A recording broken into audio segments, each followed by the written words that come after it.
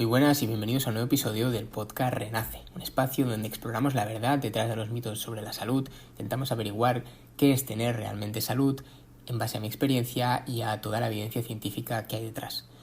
Hoy hablaremos de un tema bastante controvertido que es uno de los mayores mitos alrededor de la salud, es el colesterol. Si realmente es el enemigo de nuestra salud o hemos estado mirando al culpable equivocado.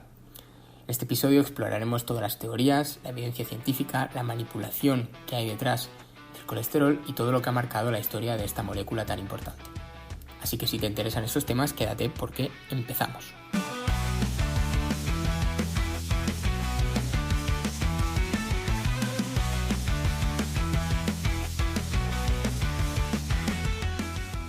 El colesterol, esa molécula esencial para la vida que durante años ha sido considerada como el villano detrás de las enfermedades cardiovasculares.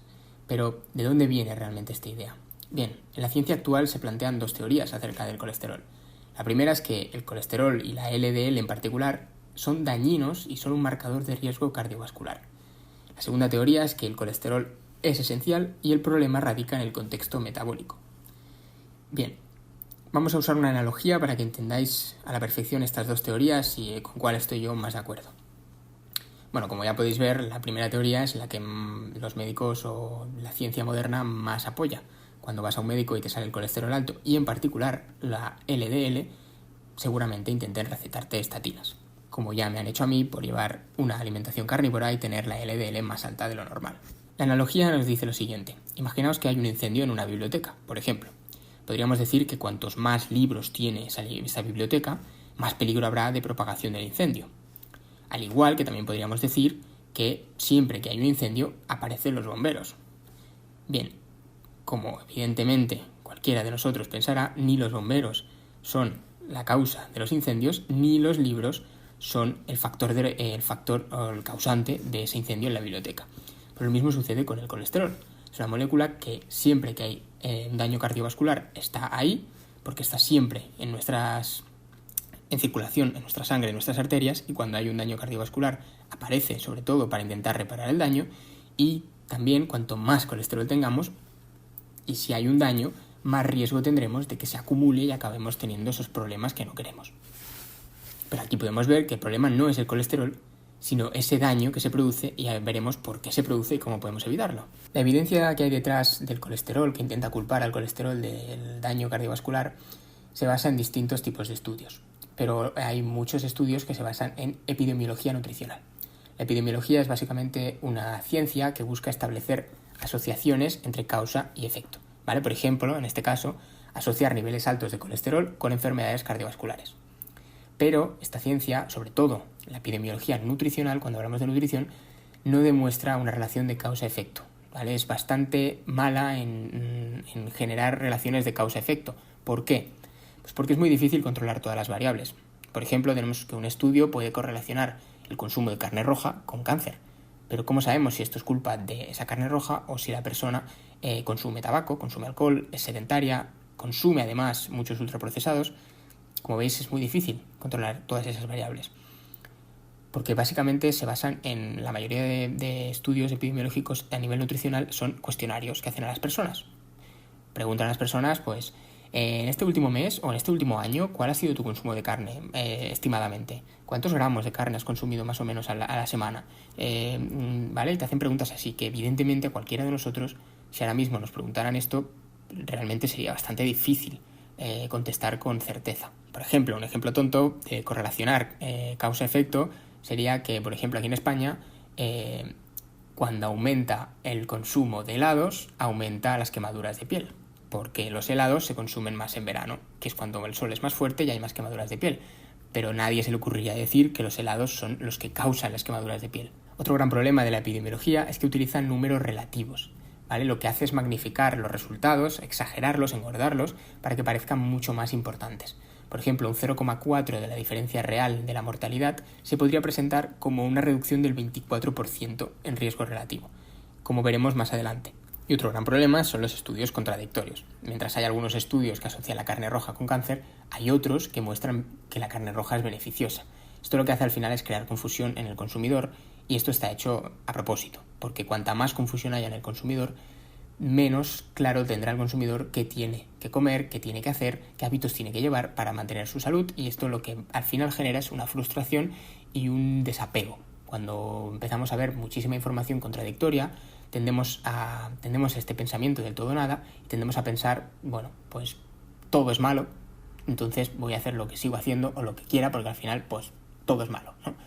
Y esto con las redes sociales se ha magnificado un montón. Tenemos estudios que nos dicen que comer carne roja o que hacer ayuno es buenísimo, y luego tenemos estudios y gente que nos dice que es justamente lo contrario. Al final esto lo que hace es que acabemos pues sin saber muy bien qué tenemos que hacer. Y esto está completamente hecho adrede. Bueno, la madre de todos los estudios sobre el colesterol se hizo en los años 70 y 80 y es el Lipid Research Clinics Coronary Primary Prevention Trial. ¿Vale? Tiene un nombre muy largo, pero fue presentado como esta gran prueba de que bajar el colesterol prevenía las enfermedades cardiovasculares. En él participaron más de 3.800 hombres que tenían el colesterol elevado. La metodología que siguieron fue que a un grupo se le dio la colestiramina, que es una estatina, que son medicamentos para el colesterol. Y el otro grupo tomó placebo. Ambos grupos siguieron una dieta baja en colesterol, ¿vale? Y la duración media del estudio de seguimiento es de 7,4 años. Esto es porque algunas personas les siguieron durante 10, otras personas les siguieron durante 5, otras personas murieron durante el estudio, entonces la media de seguimiento es de 7,4 años. Así que como veis es un estudio largo y es un estudio serio. Ahora vamos a ver cómo manipularon los resultados del estudio, cómo los presentaron mucho más grandes de lo que realmente era y cómo lo hicieron. Para entender esto tenemos que entender la estadística, ¿vale? Mark Twain decía que hay 3 tipos de mentiras: las mentiras, las malditas mentiras y las estadísticas. Y es que en estadística se utiliza una cosa que es el riesgo relativo y el riesgo absoluto, y se utiliza mucho en estos estudios, cuando hay intereses económicos sobre todo detrás, para más que manipular es magnificar los resultados de un estudio. Para que entendáis esto, un valor absoluto es el cambio real y directo que hay en una población, ¿vale? Por ejemplo, si en un grupo de 1.000 personas 10 sufren un ataque al corazón, el 1% ha sufrido un ataque al corazón, ¿vale? Eso es un valor absoluto. El valor relativo es un cambio proporcional entre dos grupos, ¿vale? Y normalmente se presenta como porcentaje. Por ejemplo, si a un grupo tratado con estatinas el número de ataques al corazón baja de 10 a 8, la reducción es del 20% en términos relativos, porque 2 de cada 10 eventos se evitaron. Pero realmente tú has evitado 2 muertes, es decir, en vez de morir 10 personas, han muerto 8. Esto las farmacéuticas y los estudios lo usan para parecer mucho más impactantes en sus resultados. Pero estos números normalmente no cuentan toda la historia detrás. En el ejemplo de este gran estudio tenemos que el grupo que se trató con la estatina, 30 personas murieron, ¿vale? El 1,6%. En cambio el grupo placebo fueron 38, es decir, un 2%. La diferencia real es de un 0,4%, que no es estadísticamente significativa, es decir, hay una diferencia de un 0,4% en la mortalidad por enfermedad coronaria, es decir, por enfermedad cardiovascular. Sin embargo, en los resultados, los autores presentaron una reducción del 24% en riesgo relativo. ¿Cómo hicieron esto? Pues bien, porque realmente, si nosotros cogemos los dos grupos de personas, la reducción del 0,4 significa un 24% en riesgo relativo, ¿vale? O sea, de 2% a 1,6 hay un 24% de reducción. Pero realmente, si nos ponemos en valor absoluto de todo el grupo de personas, simplemente se evitó una diferencia de 0,4, ¿vale? Si miramos la mortalidad total por todas las causas, que esto también es muy importante porque este estudio evaluó tanto la mortalidad de las personas por efecto cardiovascular como por cualquier causa, es decir, que la persona muriera, ¿de acuerdo? Y no fuera por enfermedad coronaria. La diferencia real por todas las causas fue del 0,1%, es decir, un 3,6% murió en el grupo tratado y un 3,7% en el grupo placebo, ¿vale?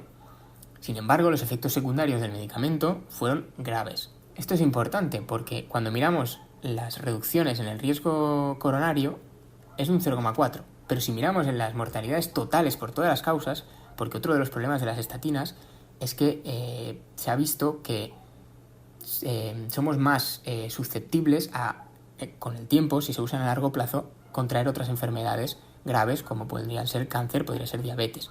Entonces, cuando miramos la mortalidad total por todas las causas, la diferencia es solo del 0,1%, A pesar de esto, el estudio se utilizó como una evidencia clave para culpar al colesterol y justificar la producción masiva de este medicamento. Y esto es porque había muchos conflictos de interés. De acuerdo, los investigadores de este estudio tenían vínculos económicos con farmacéuticas como AstraZeneca, Pfizer y fabricantes de alimentos como Unilever y Danone. Esto, como mínimo, genera dudas sobre la objetividad de estas conclusiones del estudio. Para que veáis un ejemplo, aquí en España seguro que conocéis productos como Flora o Danacol que utilizaron este estudio para relacionarse como un sinónimo de salud porque bajaban el colesterol. Entrando en lo que os he hablado antes de las estatinas, de cómo aumentan el riesgo de contraer otras enfermedades, tenemos que evaluar aquí, porque podéis decir, bueno, pero si hubo una reducción, por pequeña que sea, quizá me compensa, porque ese 0,1, pues mejor eso que nada, ¿no? Bien, pero aquí tenemos que evaluar el coste-beneficio. Es decir, estas estatinas generan efectos secundarios graves. Tenemos más riesgo de contraer otras enfermedades. Tienen un coste económico muy elevado, que si tienes seguridad social lo estás pagando igual, pero si tienes un seguro privado lo tienes que pagar y son muy caras. Y no solo esto, que hay efectos secundarios a corto plazo que se notan, como las náuseas y distintos que veremos ahora, ¿de acuerdo? Entonces tenéis que evaluar ese coste-beneficio si realmente compensa. Yo tengo claro que no. Esto es porque las estatinas son un medicamento que se diseñó para reducir los niveles de colesterol, especialmente esa LDL, que es la lipoproteína, una proteína que transporta el colesterol. Se conoce como lipoproteína de baja densidad y también coloquialmente como colesterol malo, que yo no estoy de acuerdo en esto, pero estos medicamentos se crearon para esto, ¿de acuerdo? A día de hoy sigue siendo el principal medicamento usado para bajar el colesterol. De hecho, a mí, ya os digo, como anécdota, a mí hace poco, tengo 22 años, y hace poco fui a una revisión con el médico, tenía el LDL alto y me quisieron recetar estatinas. ¿Y cómo funcionan las estatinas? Bien, las estatinas actúan bloqueando una enzima en el hígado que se llama la HMG-CoA reductasa. ¿Vale? Esta enzima es esencial para sintetizar colesterol. Cuando inhibes esta enzima, el cuerpo produce menos colesterol y por tanto lleva a una disminución sobre todo de los LDL en sangre. Pero es que el bloqueo de esta enzima no solo reduce la producción de colesterol, sino que también de otros compuestos esenciales, como es la coenzima Q10, que es un antioxidante crucial en la salud mitocondrial y en la producción de energía de las células, y la reducción puede provocar fatiga, dolores musculares, debilidad, las hormonas esteroidales, que es... el colesterol es la base para sintetizar hormonas como testosterona, progesterona y demás. Entonces, si atacamos a su producción, estaremos reduciendo este tipo de hormonas, afectando así negativamente al equilibrio hormonal. Y el colesterol también es precursor de algo muy importante, que es la vitamina D, que es esencial para el sistema inmune, la salud ósea y demás. Entonces, bloquear la síntesis del colesterol, estamos bloqueando como efecto secundario todos estos componentes esenciales para el cuerpo. Y todo esto por un beneficio que, como podemos ver en valores absolutos, es de menos del 1%. Es decir, ¿realmente compensa esto? Es que como efectos secundarios destacados tenemos miopatía y dolores musculares debido a la disminución de esta enzima CoQ10 que os he dicho. Riesgo de diabetes tipo 2, que es que los estudios han demostrado que las estatinas aumentan el riesgo de desarrollar diabetes. Alteraciones cognitivas. Algunos pacientes han reportado pérdidas de memoria, confusión, posiblemente debido a la interferencia en la producción de colesterol que es necesario para el funcionamiento del cerebro. Fatiga crónica, es decir, reducir la producción de colesterol impacta la energía celular, como os he dicho, por esta enzima CoQ10. Entonces, cuanta menos energía celular, más fatiga y menos energía general. Y problemas hepáticos. Esto no es tan común, pero también puede causar daños en el hígado, ya que la enzima que inhiben se encuentra en el hígado. Pero, ¿por qué tanto empeño en vender estatinas? Bien, pues es un negocio multimillonario, que es uno de los medicamentos más rentables de la historia. Por ejemplo, el Lipitor, que es la atorvastatina, una estatina, generó más de 100.000 millones de dólares en ventas desde el lanzamiento. Es decir, como veis, es un negocio multimillonario. Otra cosa a tener en cuenta es que a lo largo de los años las guías médicas han ido reduciendo progresivamente los niveles de colesterol considerados normales. Hace unos años estaban en 300, luego bajaron a 200 y algo, ahora están en 200 actualmente.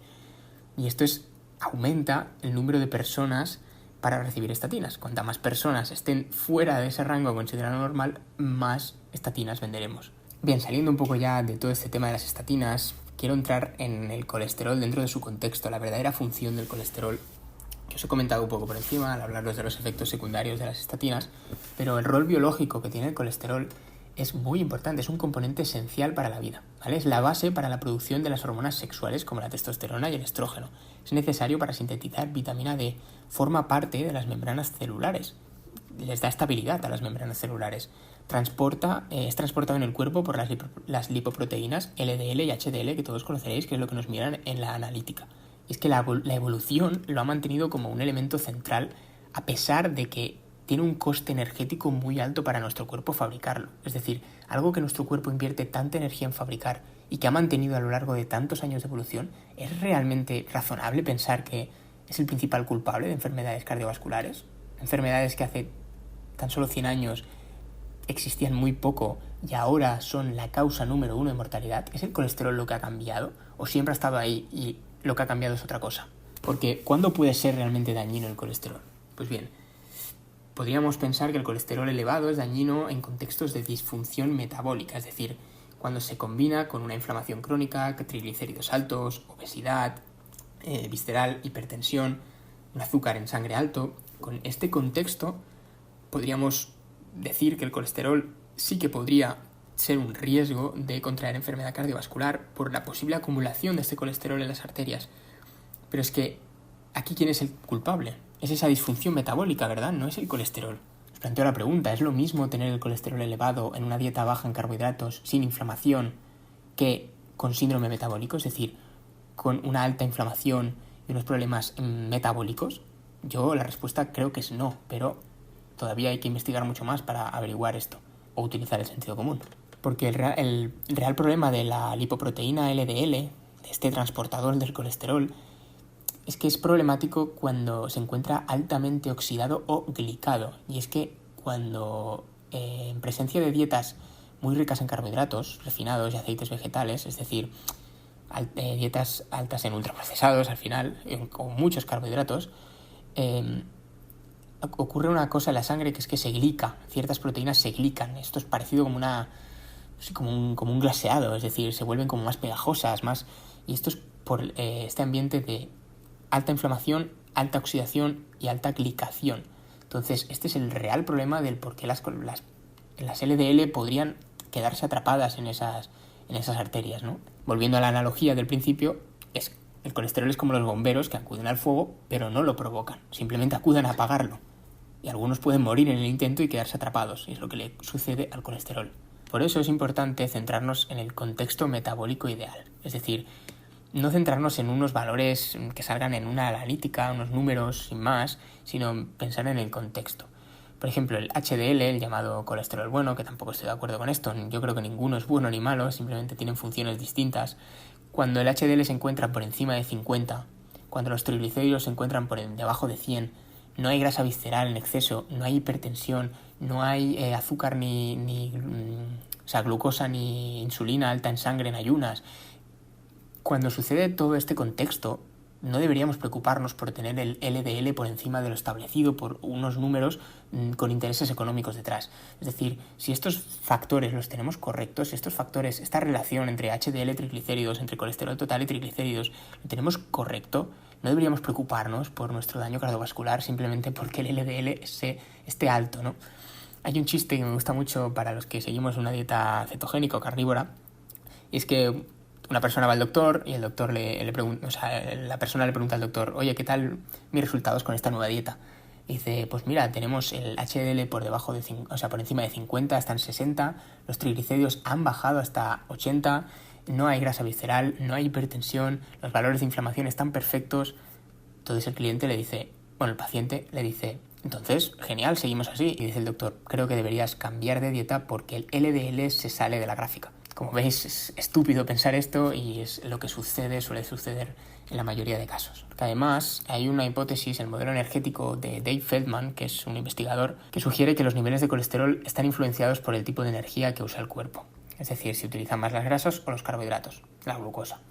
En dietas bajas en carbohidratos, como la cetogénica o la carnívora, es bastante común que el LDL salga más alto de lo normal, pero no necesariamente implica un mayor riesgo cardiovascular, como ya os he dicho. Por tanto, si os tenéis que quedar con algo es que el colesterol no es el villano en esta historia, que es una pieza de un sistema muchísimo más complejo, que el verdadero enemigo parece ser ese estilo de vida inflamatorio y esas dietas basadas en ultraprocesados y con exceso de carbohidratos, y que educar a las personas para que comprendan esta salud metabólica es importante antes que mucho más que darles una cifra aislada en una analítica y decirles que se tomen un medicamento para bajar un valor que ni siquiera saben lo que es. Así que yo os invito a que os cuestionéis los dogmas y todos esos discursos que están instalados a día de hoy, que busquéis información basada en ciencia honesta, sin tantos conflictos de interés, y que siempre, sobre todo cuando analicéis la ciencia, tengáis muy en cuenta esta manipulación estadística de los datos, busquéis siempre los valores absolutos, porque como veis en estos casos y en otros muchos son capaces de manipular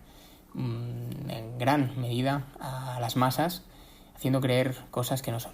Como con el colesterol, con todo, os invito a que, como os he dicho, os cuestionéis todo lo establecido y adoptéis este enfoque más crítico hacia todas estas recomendaciones de salud que hay a día de hoy. Hablaremos de muchísimos más temas en este podcast adelante acerca de la salud, otros muchísimos más mitos que hay en la salud. Y si os ha gustado este episodio, compártelo, porque me ayudas mucho a que más personas conozcan todo este tema y toda esta verdad detrás de mitos como este.